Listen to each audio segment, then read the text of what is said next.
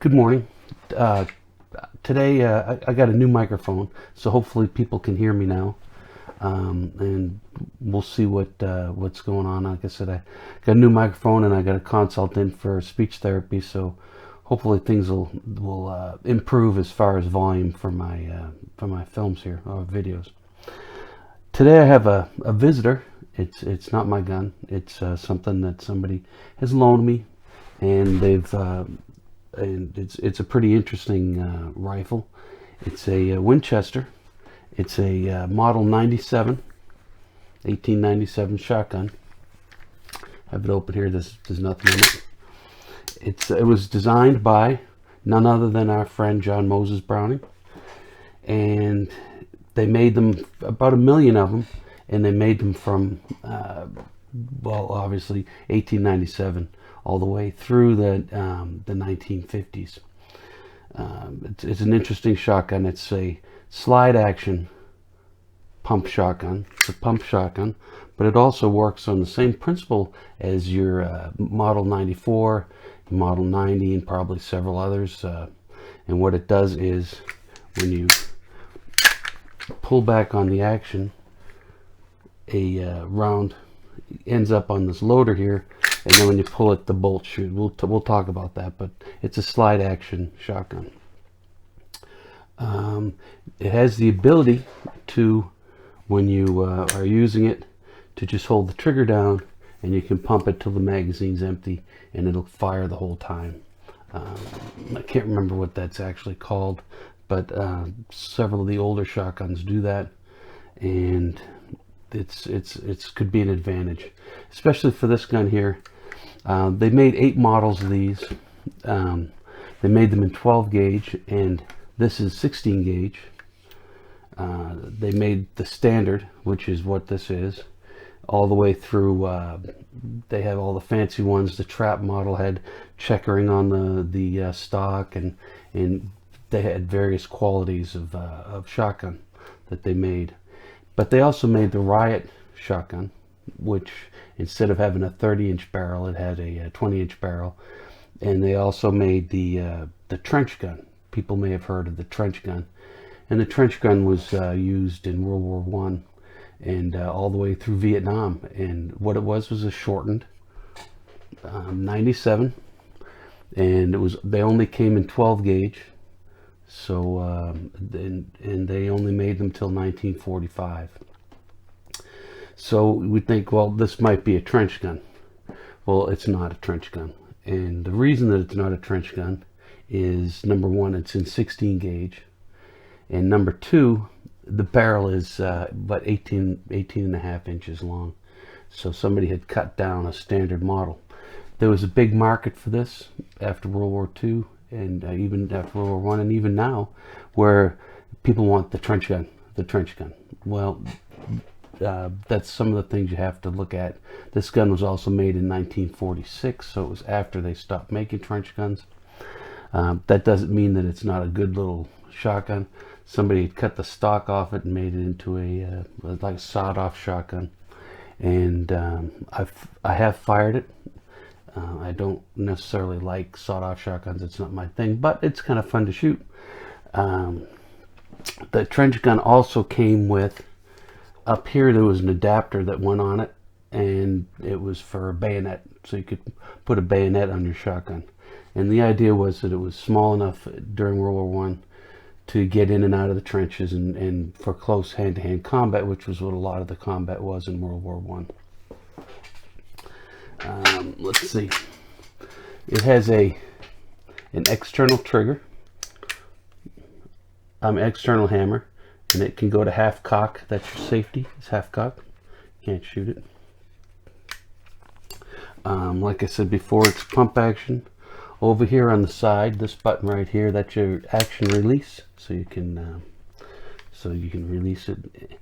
It has these 2 buttons here. These are the older models. The earlier models didn't have this, but these are the older models. And what this does, this connects to your inside a shotgun. You have your cartridge stops, which keep the cartridges inside the magazine, that you can take and push those buttons, and the cartridges will come out of your magazine. So they just empty them out.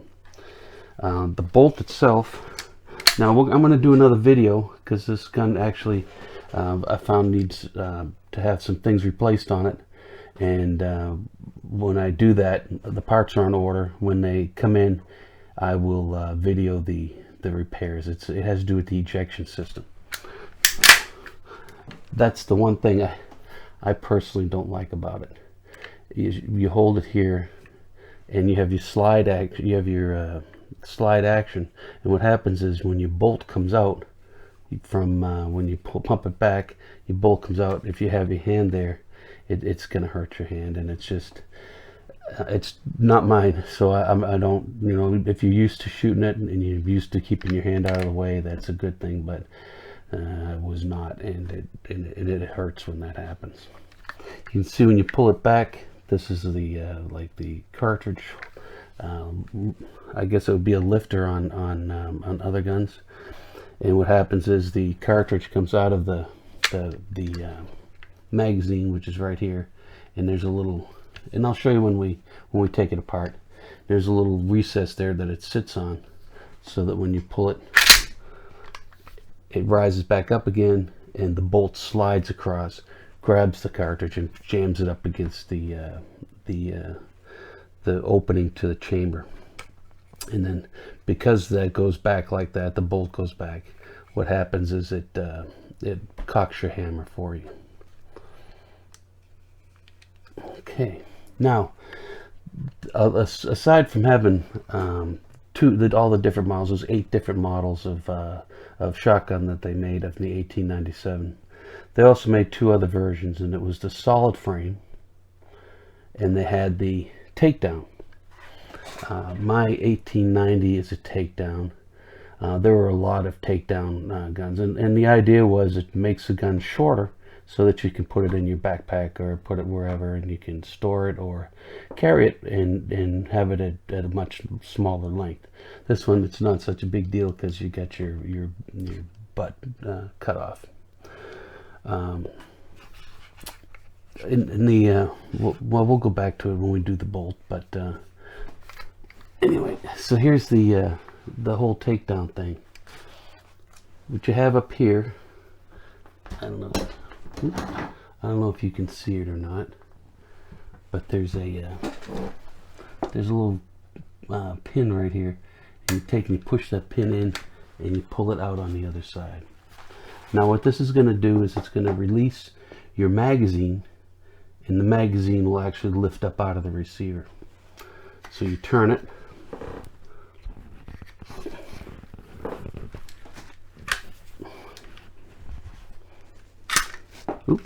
and you can see the magazine comes out. Then you just take your barrel,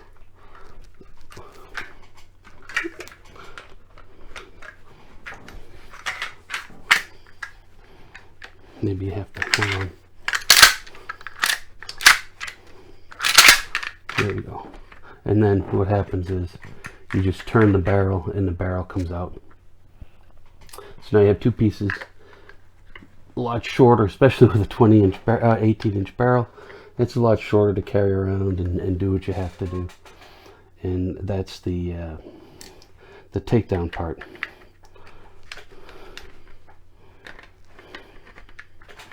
So, and then to put it back together, you just stick the barrel back in, you turn it, you push everything down, and then you take your pin up here and you turn it again and push it in, and there you go. And it's all put back together again. So you push the release, the action release, and there you go. It's all back together again. What's the problem with this is that the ejection is not working properly. They will eject if you were to put just rounds in and cycle them through. They come out, but they don't come out like they're really supposed to. So what there's 2 things that operate that, and number 1 is, I don't know if you can see on the bolt, there's 1 and there's 2. It's a 2-sided. They have 2 extractors on there. The closest extractor is what you would think of as an extractor. It's a hook that pulls the thing out. On the other side, it's kind of shaped like a beak almost, and what that does, its job is to hold the cartridge in up against the bolt. I mean, up against the bolt face here, so that when you pull it out, it stays even. Now, on the other side, which is what we're going to be replacing, one of them is a spring. And this is the spring right here. It's on the outside and it goes inside. And what that does is you have your cartridge coming out on your bolt, and it comes out, and when it comes out, it hits a spring and it causes it to eject out. It's not working. I looked at the left-handed extractor, and it looks like it's the original one, and where it's supposed to be smooth so that it can come off, it's got this line on it, which is just worn from years of use. So I'm getting a new one of those, and I'm going to replace the spring on there also. The spring's like $4, $5, and I think it's probably worth doing that too. And hopefully we'll get some good ejection, and then we'll go outside and shoot. I'll take the computer outside, and we'll go outside and shoot it and see if it works or not. I don't have any dummy rounds for a 16 gauge. This is the first 16 gauge I've ever actually handled, so I'm not going to buy any dummy rounds. So what we'll do is we'll have to go out and live fire it and see if it works with the live fire. Anyway, I guess that's how much time we got. We've done pretty good on this. Hopefully the new microphone's working. I've got another project that I would like to show you all. I'm going to be replacing the follower spring on my commission rifle, and I'll do that online too, just so that people can see how that's done. But anyway, thank you very much for watching, and I hope you enjoyed the video. And I think I've covered everything on the old trench gun here. Not the trench gun, but on the Model 97. You could special order barrels anywhere from 20 inches up to 36-inch barrel, which would be pretty incredible, a 36-inch barrel. And this one, it has the 2 3/4 inch shells is what it uses. The earlier ones, from what I understand, they used the 2.5 inch shells, but this is not an earlier one since it was made in 1946. And if you have one of these are neat guns. They're really, I like it.